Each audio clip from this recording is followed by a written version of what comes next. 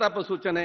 ವಿಧಾನಸಭೆಯ ಮಾಜಿ ಉಪಸಭಾಧ್ಯಕ್ಷರು ಹಾಗೂ ಸಚಿವರು ಆಗಿದ್ದ ಮನೋಹರ್ ಹನುಮಂತ ತಹಶೀಲ್ದಾರ್, ಮಾಜಿ ಸಚಿವರಾಗಿದ್ದ ಕೆಎಚ್ ಶ್ರೀನಿವಾಸ್ ಹಾಗೂ ಮಾಜಿ ಸದಸ್ಯರುಗಳಾದ ಬಸವರಾಜ್ ಎಎಸ್, ಲಕ್ಷ್ಮೀನಾರಾಯಣ್ ಕೆ ಹಾಗೂ ವೆಂಕಟರೆಡ್ಡಿ ಮುದ್ನಾಲ್ ಮತ್ತು ದೇಶದ ಖ್ಯಾತ ಕೈಗಾರಿಕೋದ್ಯಮಿಯಾಗಿದ್ದ ರತನ್ ನವಲ್ ಟಾಟಾ ಹಾಗೂ ಸೂಫಿ ಸಂತರಾದ ಸೈಯದ್ ಶಾ ಖುಸ್ರು ಹುಸೈನಿ ಅವರು ನಿಧನ ಹೊಂದಿರುವುದನ್ನು ಈ ಸದನಕ್ಕೆ ಅತ್ಯಂತ ವಿಷಾದದಿಂದ ತಿಳಿಯ ಬಯಸುತ್ತೇನೆ. ರಾಜ್ಯದ ಮಾಜಿ ಸಚಿವರಾಗಿದ್ದ ಮನೋಹರ್ ಹನುಮಂತಪ್ಪ ತಹಶೀಲ್ದಾರ್ ಅವರು ದಿನಾಂಕ 21/7/1946 ಹರಿಹರದಲ್ಲಿ ಜನಿಸಿದ್ದು ಬಿಇ ಮೆಕ್ಯಾನಿಕಲ್ ಪದವಿಯನ್ನು ಪಡೆದಿದ್ದರು. 1978ರಲ್ಲಿ ಮೊದಲ ಬಾರಿಗೆ ಹನಗಲ್ ವಿಧಾನಸಭಾ ಕ್ಷೇತ್ರದಿಂದ ಚುನಾಯಿತರಾಗಿದ್ದ ಅವರು ಅನಂತರ 1989, 1999, 2013ರಲ್ಲಿ ವಿಧಾನಸಭೆಗೆ ಪುನರ್ ಆಯ್ಕೆಗೊಂಡಿದ್ದರು. 2013ರಲ್ಲಿ ವಿಧಾನಸಭಾ ಉಪಸಭಾಧ್ಯಕ್ಷರಾಗಿ ಹಾಗೂ 2015ರಲ್ಲಿ ಅಬಕಾರಿ ಸಚಿವರಾಗಿಯೂ ಸಹ ಕಾರ್ಯನಿರ್ವಹಿಸಿದ್ದರು. ಹಿರಿಯ ರಾಜಕಾರಣಿಯಾಗಿದ್ದ ಮನೋಹರ್ ಹನುಮಂತಪ್ಪ ತಹಶೀಲ್ದಾರ್ ಅವರು ದಿನಾಂಕ 21/11/2024 ನಿಧನ ಹೊಂದಿರುತ್ತಾರೆ. ಶ್ರೀ ಕೆ ಶ್ರೀನಿವಾಸ್. ರಾಜ್ಯದ ಮಾಜಿ ಸಚಿವರಾಗಿದ್ದ ಕೆಎಚ್ ಶ್ರೀನಿವಾಸ್ ರವರು ದಿನಾಂಕ 15/12/1938 ಸಾಗರ ತಾಲೂಕಿನ ಕಾನಗೋಡು ಗ್ರಾಮದಲ್ಲಿ ಜನಿಸಿದ್ದರು.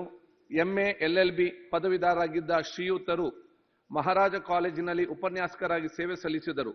ಬಹುಮುಖ ಪ್ರತಿಭೆಯಾಗಿದ್ದ ಶ್ರೀನಿವಾಸ್ ರವರು ಕೃಷಿಕರಾಗಿ, ವಕೀಲರಾಗಿಯೂ ಸೇವೆ ಸಲ್ಲಿಸಿ ಸಾಹಿತ್ಯ ರಚನೆಯ ಜೊತೆಗೆ ಸಿನಿಮಾದಲ್ಲೂ ಸಹ ಅಭಿನಯಿಸಿದರು. ಮಲೆನಾಡು ಅಭಿವೃದ್ಧಿ ಪ್ರತಿಷ್ಠಾನದ ಅಧ್ಯಕ್ಷರಾಗಿ, ಶಿವಮೊಗ್ಗದ ಸಹ್ಯಾದ್ರಿ ಶಿಕ್ಷಣ ಟ್ರಸ್ಟ್ನ ಕಾರ್ಯದರ್ಶಿಯಾಗಿಯೂ ಕೂಡ ಸೇವೆ ಸಲ್ಲಿಸಿದರು. 4ನೇ ವಿಧಾನಸಭೆಗೆ ಸಾಗರ ಕ್ಷೇತ್ರದಿಂದ ಮೊದಲ ಬಾರಿಗೆ ಚುನಾಯಿತರಾಗಿದ್ದ ಅವರು 6 ಹಾಗೂ 8ನೇ ವಿಧಾನಸಭೆಗೆ ಪುನರ್ ಆಯ್ಕೆಗೊಂಡು ವಾರ್ತಾ ಪ್ರಸಾರ ಹಾಗೂ ಯುವಜನ ಸೇವೆಗಳ ರಾಜ್ಯ ಮಂತ್ರಿ, ಇಂಧನ ಖಾತೆ ಸಚಿವರಾಗಿಯೂ ಸಹ ಸೇವೆ ಸಲ್ಲಿಸಿದರು. ವಿಧಾನ ಪರಿಷತ್ ಸದಸ್ಯರಾಗಿ ನಾಮನಿರ್ದೇಶನಗೊಂಡಿದ್ದ ಶ್ರೀಯುತರು ವಿಧಾನ ಪರಿಷತ್ತಿನ ವಿರೋಧ ಪಕ್ಷದ ನಾಯಕರಾಗಿಯೂ ಸೇವೆ ಸಲ್ಲಿಸಿದರು. ಅಪ್ರತಿಮ ಸಂಸದೀಯ ಪಟು, ವಾಗ್ಮಿ, ಜನಪರ ಚಿಂತಕ, ಹಿರಿಯ ರಾಜಕೀಯ ಧುರೀಣ ಕೆ ಶ್ರೀನಿವಾಸ್ ರವರು ದಿನಾಂಕ 30/8/2024 ನಿಧನ ಹೊಂದಿರುತ್ತಾರೆ. ಬಸವರಾಜ್ ಎಎಸ್. ವಿಧಾನಸಭೆಯ ಮಾಜಿ ಸದಸ್ಯರಾಗಿದ್ದ ಬಸವರಾಜು ಎಎಸ್ ರವರು ದಿನಾಂಕ 3/4/1943 ಅರಸೀಕೆರೆಯಲ್ಲಿ ಜನಿಸಿದ್ದು ವೃತ್ತಿಯಲ್ಲಿ ವ್ಯಾಪ್ರಸ್ಥರಾಗಿದ್ದರು. 2004ರಲ್ಲಿ 12ನೇ ವಿಧಾನಸಭೆಗೆ ಅರಸೀಕೆರೆ ಕ್ಷೇತ್ರದಿಂದ ಚುನಾಯಿತರಾಗಿದ್ದರು.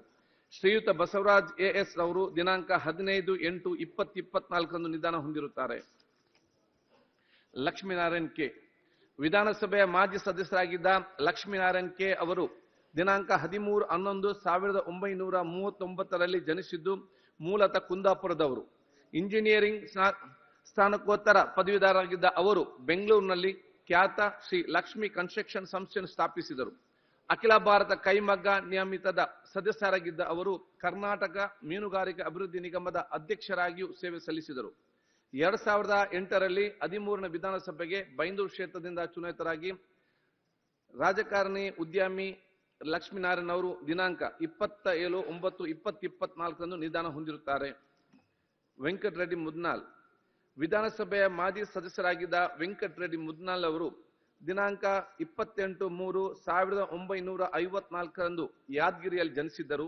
ವೃತ್ತಿಯಲ್ಲಿ ಕೃಷಿಕರಾಗಿದ್ದ ದಿವಂಗತರು 2018ರಲ್ಲಿ 15ನೇ ವಿಧಾನಸಭೆಗೆ ಯಾದಗಿರಿ ಕ್ಷೇತ್ರದಿಂದ ಚುನಾಯಿತರಾಗಿದ್ದರು. ನೇರನುಡಿ ಹಾಗೂ ಜನರಾಗಿದ್ದ ವೆಂಕಟರೆಡ್ಡಿ ಮುದ್ನಾಲ್ ರವರು ದಿನಾಂಕ 17/9/2024 ನಿಧನ ಹೊಂದಿರುತ್ತಾರೆ. ರತನ್ ನವಲ್ ಟಾಟಾ.